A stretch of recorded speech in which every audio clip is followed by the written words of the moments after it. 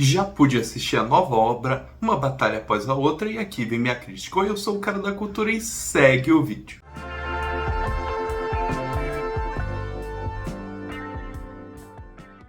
Uma batalha após a outra conta a história de um grupo revolucionário chamado French 75, né? French 75 é um grupo que vai e aterroriza o território norte-americano, aterroriza todos os estados, mata gente supostamente fascista, enfim, faz um caos no país para depois fazer a revolução, para depois fazer o que é certo.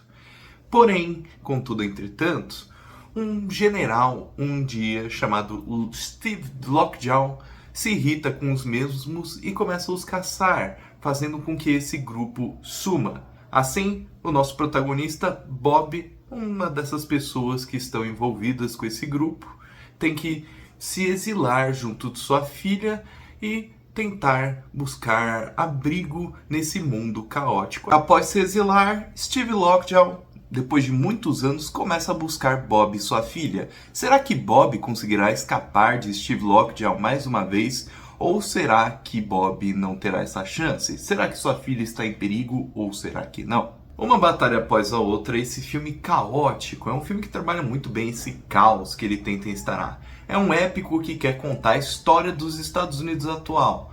Um Estados Unidos que não mais vive no patriotismo, mas vive as suas lembranças, né? Vive nesse caos, quase uma nova Revolução Francesa, né? Está acontecendo recentemente. Enfim, uma batalha após a outra justamente aborda esses parâmetros dessa nova sociedade, né? Essa luta entre revolução e conservadorismo que tem em todo o território norte-americano, né? Essa luta quase entre Trump e todo esse conglomerado de pessoas irritadas com uma série de ações. É um filme justamente para mostrar essa revolução social que surge a partir da população e também representado por esse personagem do DiCaprio, apresentado por esse French 75, né, esse movimento, esse grupo. Enfim, é justamente mostrar a ideologia combatendo uma outra através de um épico, quase um épico de faroeste feito nos dias atuais.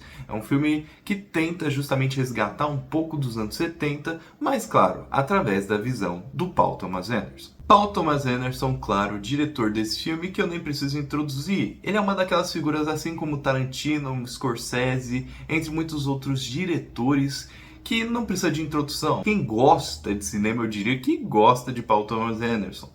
Ele fez diversos filmes muito mais intimistas, mas aqui, em Uma Batalha Após a Outra, ele foge completamente do seu escopo anterior. Em Uma Batalha Após a Outra, nós temos um épico filmado em tela. É justamente isso, é algo que eu sinceramente não esperava. É um filme que esquece um pouco do íntimo em questão de direção, apesar de, claro, ter esse certo cinismo mais íntimo que todos conhecemos do Paul Thomas Anderson, mas ele trabalha o máximo. Ele quer trabalhar todo o contexto norte-americano. E Paul Thomas Anderson reconhece isso e sabe que isso não dá para ser feito em um filme minucioso, que trabalha em minúcias. Ele sabe que tem que ser extensivo, expansivo. Então, ele decide aqui fazer quase um épico western, como eu já tinha falado, só que nesse contexto atual, né? Essa briga de classes, só que mais intensificada. Uma briga que se estende literalmente, de certa forma, por todo o território norte-americano. Aqui somos apresentados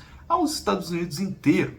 Acompanhamos desertos, populações mais urbanas, né, lugares que têm certa vegetação, enfim, somos apresentados ao contexto geral dos Estados Unidos para o entender e também justamente para comentar sobre como todo o conglomerado estadunidense está revoltado, está nessa briga interior de classes. Acompanhamos o filme pelos olhares de Bob, esse revolucionário que um dia já foi enorme nesse movimento, mas que agora está aposentado, por assim dizer, né, depois de todas essas perseguições junto de sua filha, mas também ele é somente o olhar principal. né? Os olhares deles são somente os principais, mas acompanhamos aqui um todo. Acompanhamos os olhares do seu sensei, como ele assim o chama, né? Lutador que ensina a filha dele a lutar karatê, etc. É um filme que de fato se joga aos tons cômicos e esse é um personagem que sintetiza muito bem isso, né? Esse personagem do sensei. Temos a filha aqui de Bob, que é quase uma segunda protagonista. Temos aqui também o Steve Lockjaw, que o acompanhamos por diversas vezes no longa. É quase um caleidoscópio. Caleidoscópio, caso você não conheça, são obras que se utilizam de diversos pontos de vista para contar uma história, né? Para contar uma narrativa, uma mesma história observada de diversos ângulos. Enfim, temos também aqui a mulher de Bob, né? Mais no primeiro ato, assim. Enfim, temos diversos personagens aqui. Por quê? Porque justamente Paul Thomas Anderson quer contar essa grandiosa história norte-americana atual através do ponto de vista de todos, dos oprimidos, opressores e daqueles que não vemos, daqueles que estão por trás desse jogo. E para aqueles que pensavam em assistir um filme sobre diálogos, sobre justamente um drama interpessoal, assim como Paul Thomas Anderson geralmente constitui uma obra, pode ir esquecendo, por assim dizer, porque uma batalha após a outra se mostra esse épico constante de ação. É um filme que foca constantemente numa ação, uma ação que insere no seu cerne diversos planos sequências. É um filme que de fato lembra um Rambo, né? Um First Blood da vida, coisa assim. Um filme que comenta a história norte-americana, assim como o First Blood, né, o primeiro filme do Rambo, comenta os seus traumas, tudo, os seus absurdos dessa história norte-americana atual, mas também é esse épico de ação com certas camadas intimistas. Temos aqui personagens intimistas, mas nunca uma ação intimista. E é isso que faz de uma batalha após a outra muito curioso por si só. Bob, interpretado por Leonardo DiCaprio, é essa figura fragilizada. É um homem que tenta se entender, tenta entender o mundo ao seu redor. Afinal, ele é um progressista declarado, mas ele não consegue assim o constatar. Ele não está muito inserido nessa nova sociedade, né? Fica claro isso. Ele está mais inserido na pauta do movimento, né? Ele era um velho guerrilheiro que agora se vê meio perdido e sua filha aparentemente é a sua guia principal. Como que a filha dele o guia? Bom, mais uma vez, de volta ao movimento.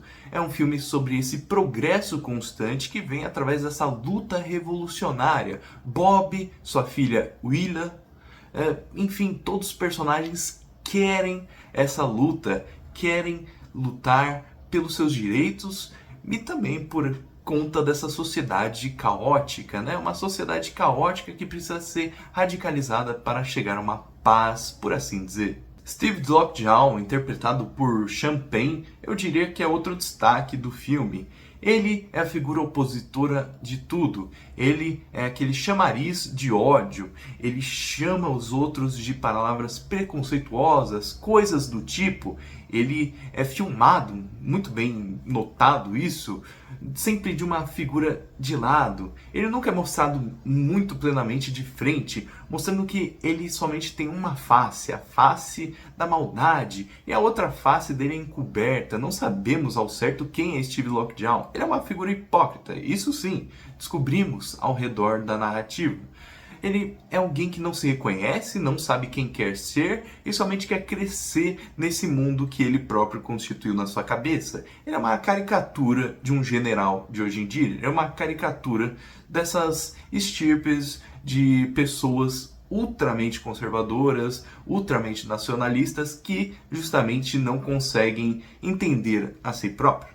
E é muito bom como Champagne o interpreta, porque ele acaba sendo essa figura caricata, né? Ele acaba tendo esses olhares para comédia, etc. Mas é um filme que, apesar de ser esse épico e apesar de ter certos elementos dramáticos, se joga a comédia o tempo inteiro. É um filme que, de fato, ele tenta ser constantemente um alívio cômico. Afinal, como falar numa narrativa caótica de um país caótico de maneira séria? Não.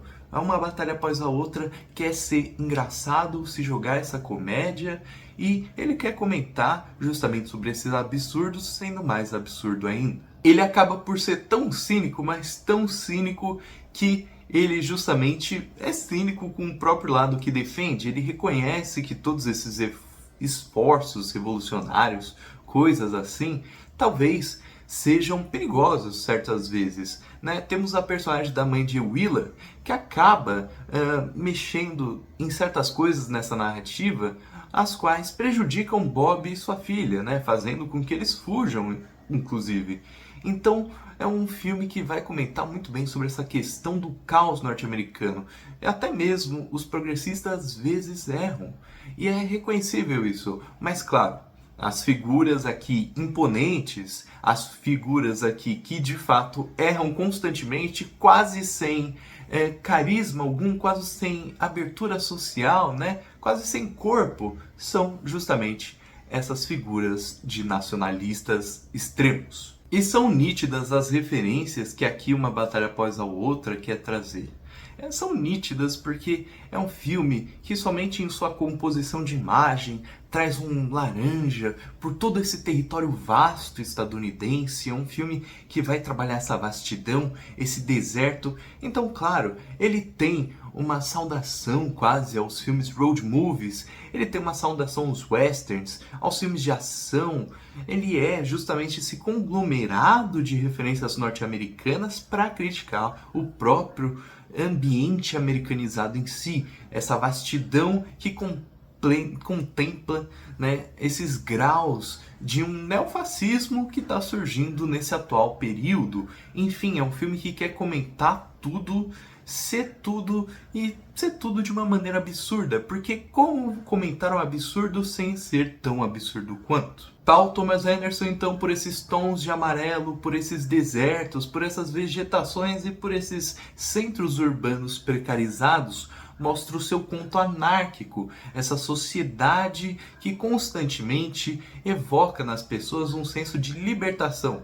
Aqui temos uma libertação em relação àquelas pessoas que oprimem, aquelas pessoas que somente têm uma face, assim como Steve Lockjaw, brilhantemente interpretada por Champlain, inclusive, talvez minha atuação favorita do ano até agora. Temos também essa figura de Bob que evoca justamente esse senso inocente. Bob é uma figura inocente, até um pouco caricata, né? Afinal, temos essa figura do DiCaprio como um revolucionário, já é cômico por si só, mas que mostra nessa inocência um grau de querer ajudar. Ele quer ajudar o próximo. E assim, temos essa figura que mostra sua benevolência, inocência e um todo por assim, né? Um todo revolucionário assim. Nesse embate de ideologias, ao final, temos justamente esse filme que vai evocar o caos, mas também vai evocar esse senso de justiça, luta pela liberdade, esse combate ideológico que é um absurdo por si só.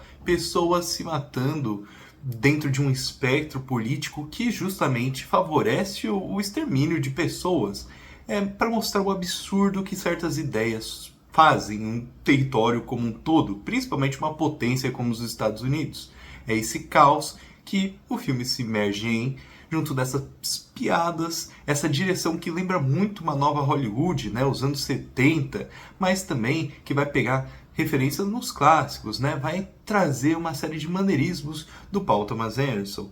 Enfim, é um filme que trabalhou muito bem com tudo que se apresenta, um filme que comenta o caos, sendo ele muito mais absurdo do que se poderia imaginar. Então, para Uma Batalha Após a Outra, eu vou colocar aqui uma nota 9.5 de 10. É provavelmente um dos meus favoritos do ano, se não o meu favorito. Eu gostei bastante e eu acho que, de fato, ele vai ser um dos ganhadores do famoso prêmio do Oscar, mas não que isso importe. Enfim, outro tópico para outro vídeo, mas eu estou muito empolgado, por assim dizer, com Uma Batalha Após a Outra e acho que muitos estão empolgados. Afinal, são temas atuais, precisam ser discutidos, mas filme não necessariamente é só discussão. Um filme, para ser bom, precisa ser bom, justamente, precisa ser interessante, intrigante, etc. Né? Precisa trazer novas experiências sobre um tópico. E Uma Batalha Após a Outra justamente traz isso, ao referenciar os anos 70, esse cinema mais antigo, mas também ao criar um novo, criar um épico minimalista, onde os personagens são um todo que se revolta contra um mínimo. Mas e aí, gostou do vídeo? Vai assistir o filme? Então curta, se inscreva, compartilhe, comente. Eu sou o Cara da Cultura e tchau!